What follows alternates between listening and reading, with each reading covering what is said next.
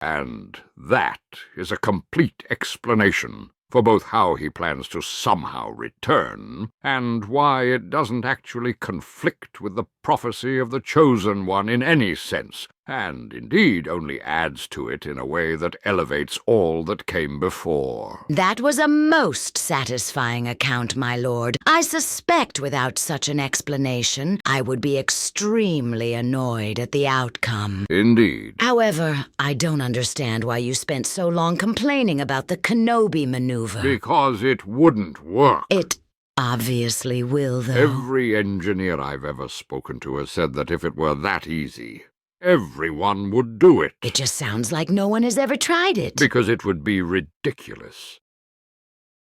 Either way, No, not either way. There are certain things in the galaxy that are simple facts. Darth Icky would be a cool name. I am not being called Darth Icky. And the Kenobi maneuver wouldn't work. You explained in full exactly how it would work. Yes, but just because it will doesn't mean it should. I'm not sure that makes sense. If it were up to me, I'd declare all such episodes non-canon. Well, until such a time as the CIS conquers the galaxy and ensure the sequel trilogy never comes to pass, we lack that power. Quite. However, with the kidnapping of Jabba's son, we could move a step closer to our objectives. I have brought Rotta to the abandoned monastery. He will be safe here. Everything is proceeding as... Wait, hang on. Why did you say could? Because it won't work.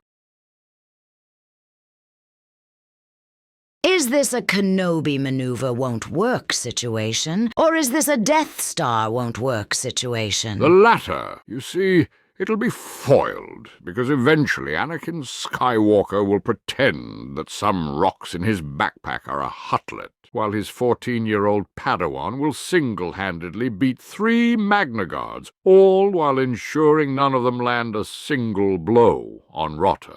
Particularly odd, given even one Magna Guard is meant to be a match for a Jedi Knight. But, in fairness, that's mostly as a result of a software glitch where they refuse to try and attack simultaneously, or honestly attempt much coordination beyond awkwardly trying to hit her one after the other. So given that we know what will happen, why don't we attempt to change things? Well, I'm not sure it's worth exploring. First, because neither Skywalker nor Kenobi are here. What do they matter? You're not training them or anything. Oh, aren't I? No. Agree to disagree. You're not, though. Second, because it could undermine one's self-image. Then again, the dark side, despite the attempts of Lord Maul to reform it and introduce daily compliment sessions, isn't a bastion of mental health His either. lobbying for weekly therapy sessions was successful, though. We all benefit from that. Yes, I think he learned that trick from the Neimoidians, funded straight from the purse of Darth Sidious himself. Either way, there's an idea advanced by the Weequay philosopher Smilo Anksy, named illusionism, which argues that, given a universe of hard determinism, that is to say, everything is predetermined, and we have no Such free as will. how the internal contradictions of capitalism necessitate the collapse of that economic system and will inevitably lead to the revolution.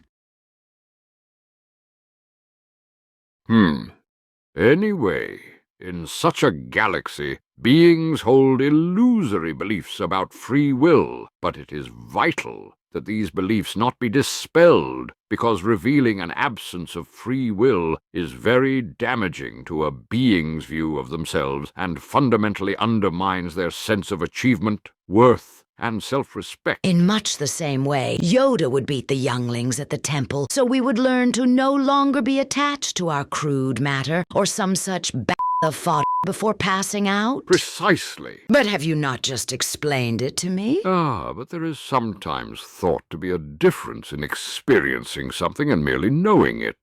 Consider the thought experiment of Mary's room. What kind of an absurd name is Mary? Certainly the kind you'd only hear in the most ridiculous legends. I suppose the originator, Master Raf'Ka Ca'Remo Njackon Bayter, wanted to choose a name so ridiculous we'd all know it was purely hypothetical. Anyway, the experiment describes the titular Mary, who is a scientist existing in a black and white world with no actual perceptual experience of color.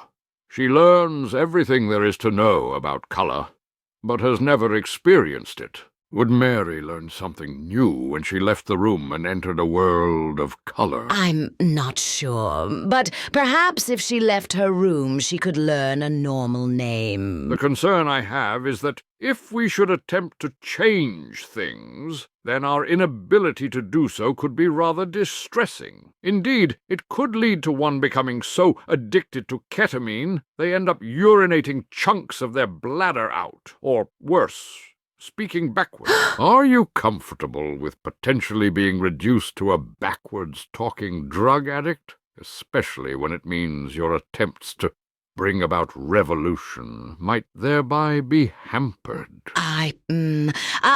Perhaps we should continue as things are, at least for now. Indeed, that's so often the answer. Wait, but if everything's predetermined, why worry about how people feel about it? There's no moral culpability. It's all predetermined anyway. Don't overthink it. That way, too, lies the curse of speaking backwards.